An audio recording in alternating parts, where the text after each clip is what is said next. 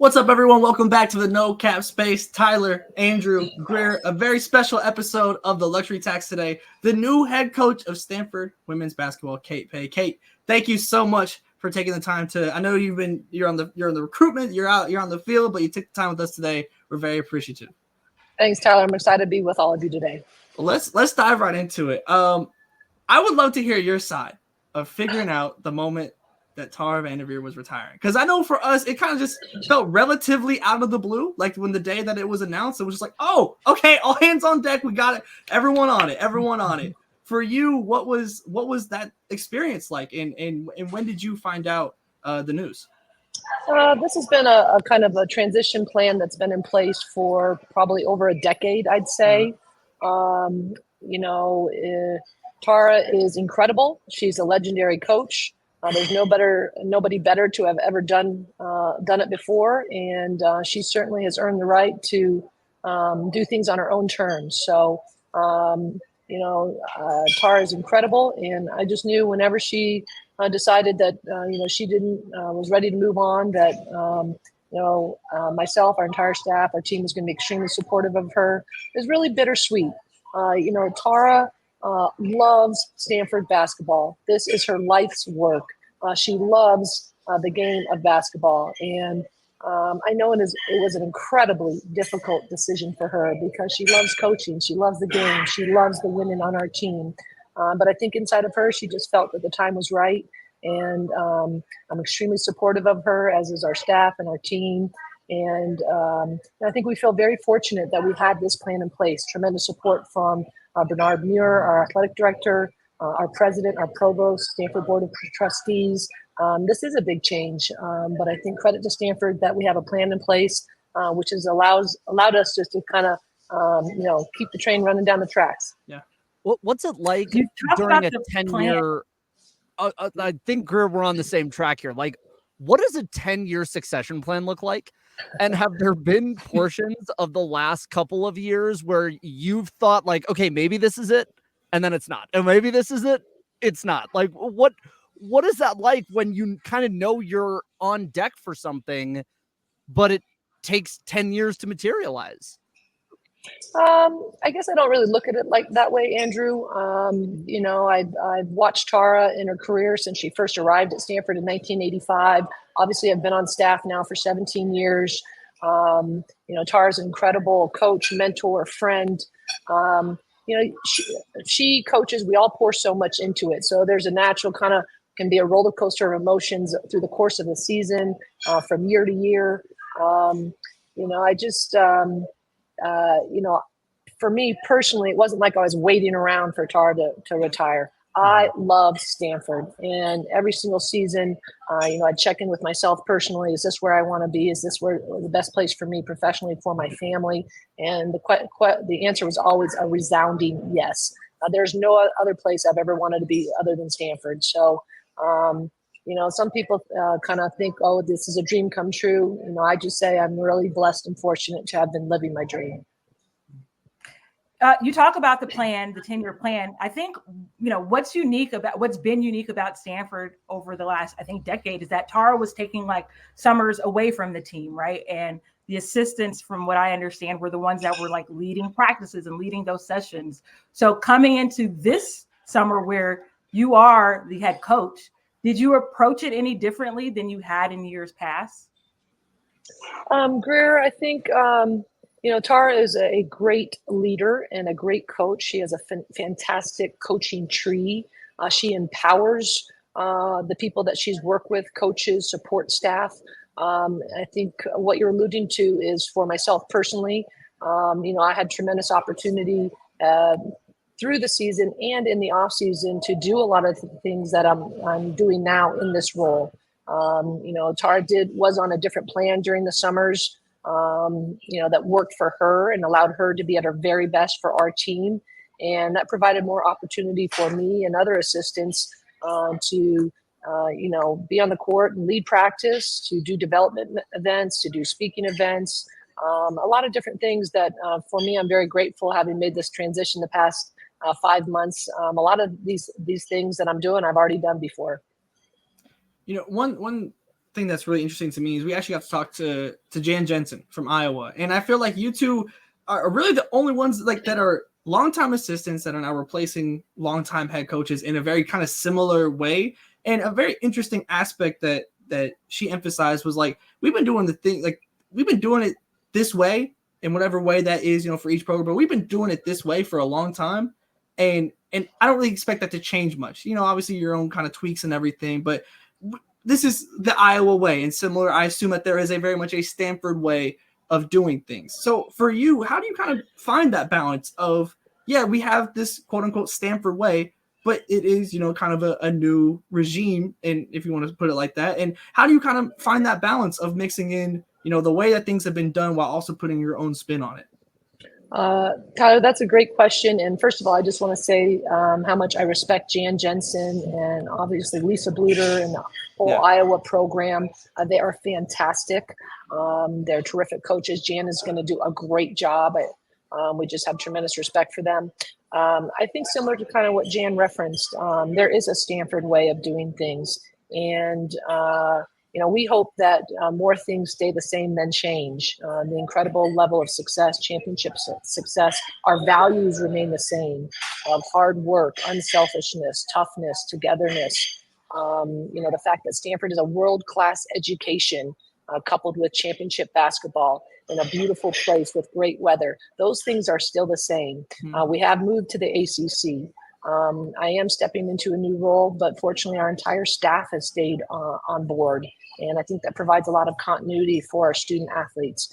In terms of kind of putting your own spin on things, one of the greatest lessons I've learned from Tara, and certainly just look around in our area, in the Bay Area, Steve Kerr, you just have to be yourself.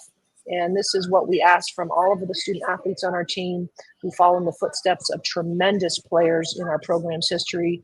We learn from those who came before us, but our number one rule is just be yourself. And that's what I need to be, just be myself every day and lean into the incredible foundation that's been laid for us. We work with outstanding people. Our staff, there's nobody better in the country than our Stanford staff, and our student athletes are tremendous.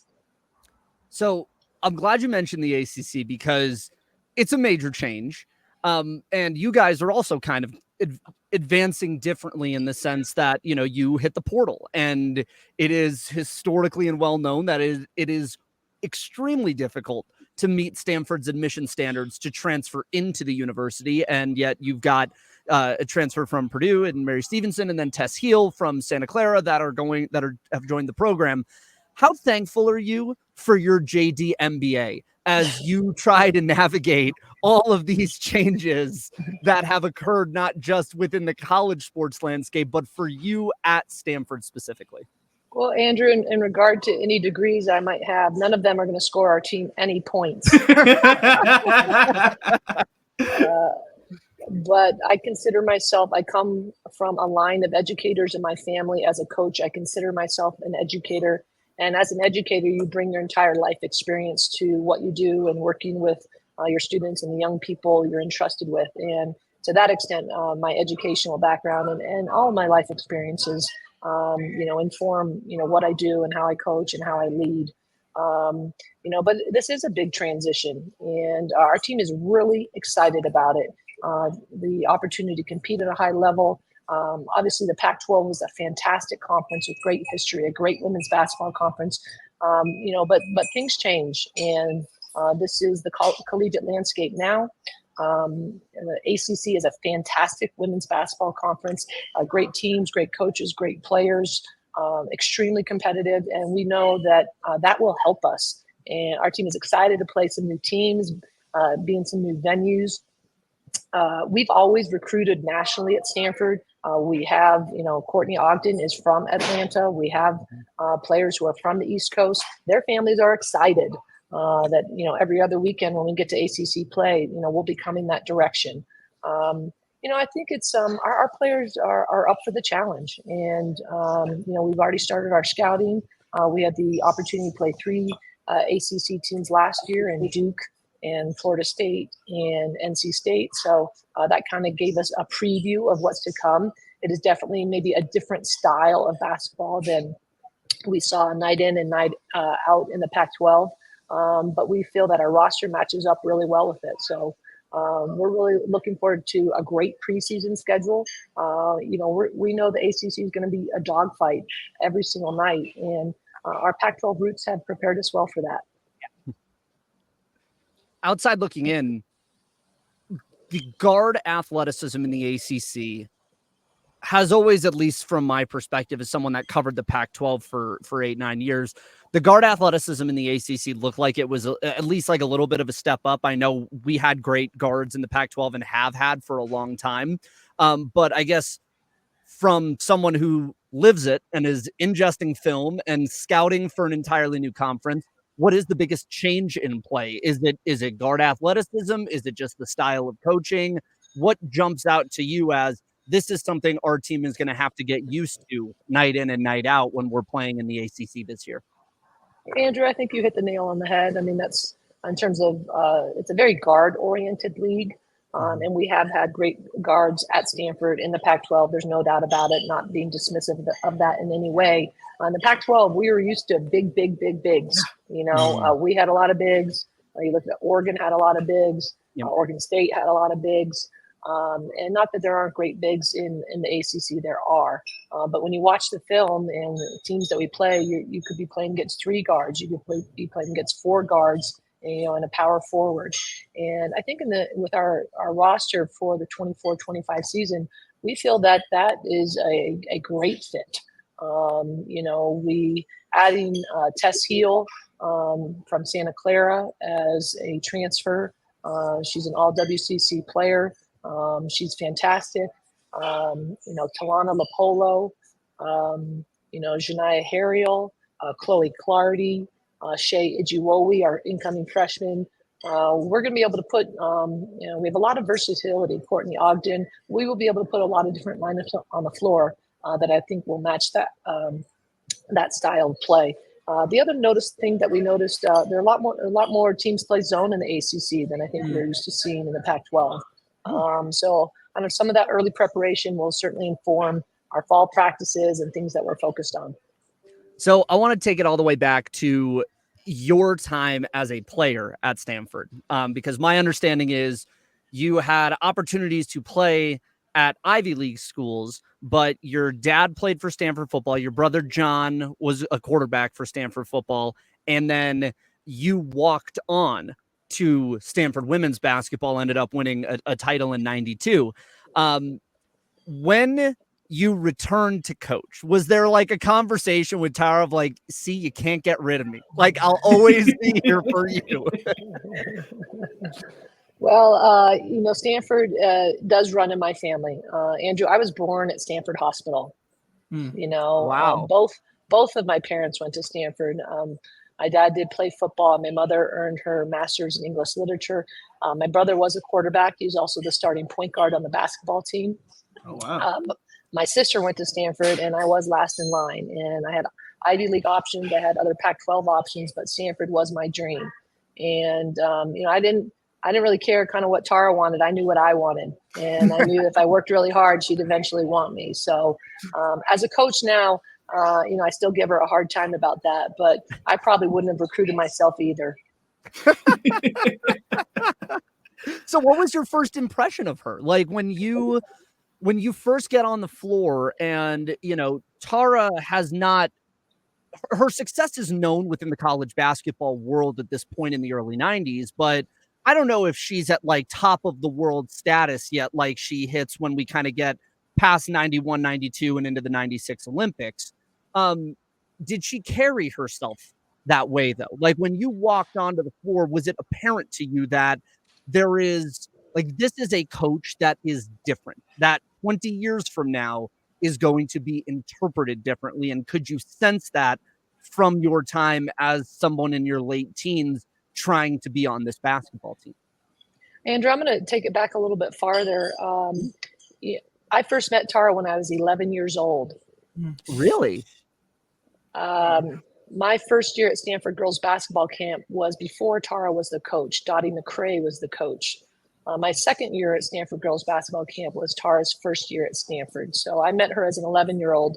And I remember I remember that day, and this might seem kind of corny, but you could tell there was something different in the gym that day. I mean, I remember it. I remember how they lined us up from shortest to tallest and divided up the teams, and that just kind of, there was a different vibe in the gym. And as a young girl, I watched Tara build the program from a 500 team to a national championship team in 1990. And I was in the stands for games. I continued to go to basketball camp. I would go over and play pickup with the Stanford team in the spring and the summer. I knew that Tara was about greatness. She had a system for greatness, and that was something that my parents really emphasized to me. So for me, it was like a no-brainer. The Stanford was really the only other place that I really wanted to be. How much did that 20? Greer, you go. You're taking us back to your childhood. Being 11, meeting Tara for the first time. All these years later, right? The professional basketball is coming back to the Bay Area. Women's professional basketball is coming back to the Bay Area. You guys have, tons of alums playing really well on the professional level. Like, how gratifying is it for you as a woman, as a fully grown adult, to see the game in the place that it is now?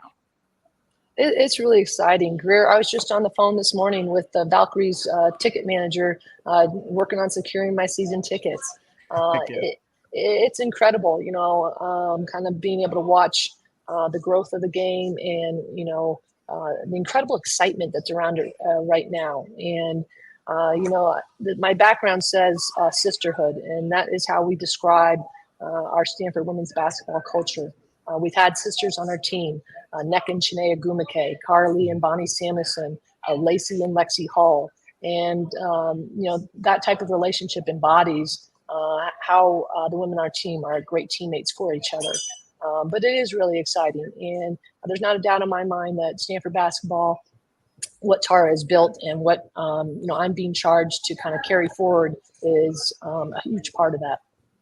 So I want to ask about the Valkyries component here, right? Because it feels like there is room for a renaissance for women's basketball in the Bay Area, and especially in a state like California, where I've had more than a few Pac-12 head coaches tell me in the past that the biggest concern within the state is losing some of the best athletes to volleyball. And that, you end up with a really good crop of talent in California, but there are a few that end up in volleyball where you're like, you would have been a really good college basketball player. How do you leverage, especially, and you can correct me if I'm wrong on this, but when I was living in Sacramento, it felt like because Stanford's demographics had changed over the last 20, 30 years, that you were getting less, I guess, hometown support for the university, because a lot of the original Palo Alto residents and Bay Area residents had been kind of priced out, and Stanford and Cal, for that matter, the belief was that they'd become a little bit cloistered away from what the Bay Area is. And the Bay Area kind of has had its own issue kind of remembering what its identity is. How do you bring all that together now? How do you take a WNBA team, a new Stanford program, and bring everything back a little bit to making basketball in the Bay Area not just a cool thing, but a sisterhood thing and a neighborhood thing, the way that it might not have been in recent years? I don't know, Andrew. Have you ever been to Maples lately? I have been. I watched you guys against South Carolina. It's rocking. South Carolina was sold out. Tara's milestone game when we beat Oregon State this past season was a total sellout. The gym was rocking. Our second round win over Iowa State was one of the best basketball games I've ever been a part of. That gym was on fire. I guess I think that the momentum, it's moving. I think the Valkyries is really exciting. Obviously, we know Joe Lacob very well, and we're very excited to partner with them. I know Vivek Ranadiv up there in Sacramento. He'd love to get a WNBA franchise, and it would be fantastic. The Monarchs had terrific support. I just think, you look at the viewership numbers, for the championship game in April, 19 million, more than any basketball game, men or women, college or pro, in the past 5 years. There's so much excitement around the game. And I know that our Stanford fans are thrilled. They love our team.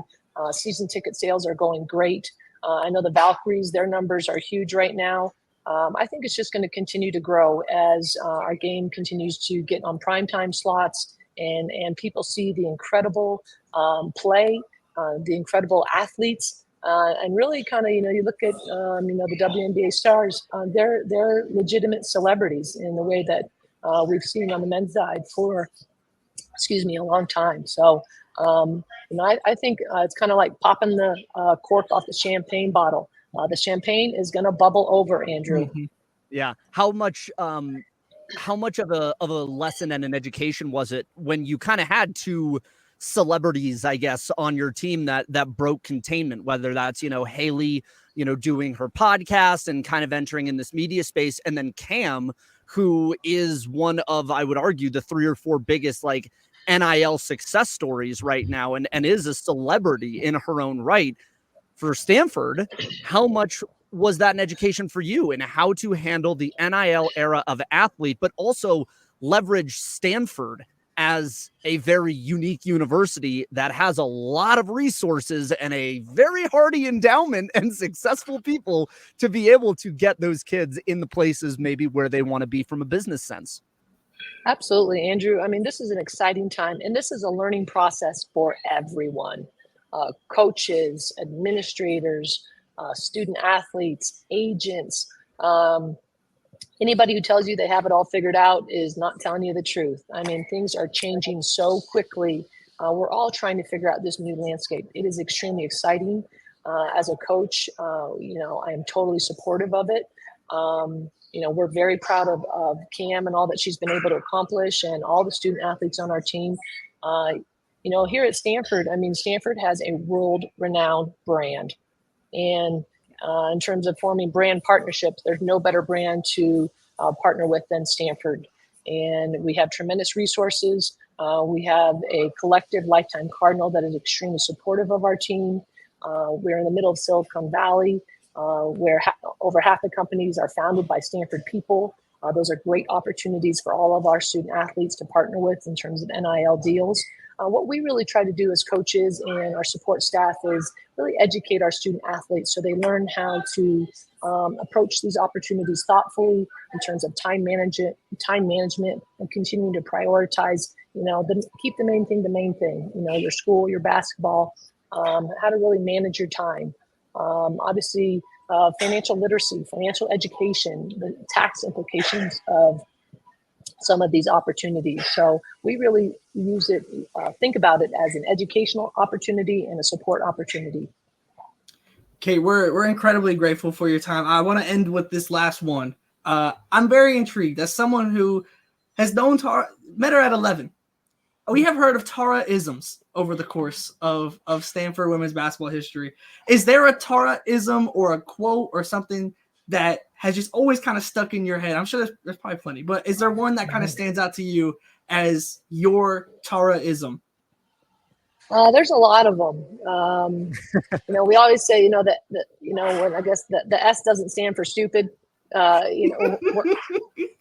Sometimes when our team's throwing the ball all over the gym.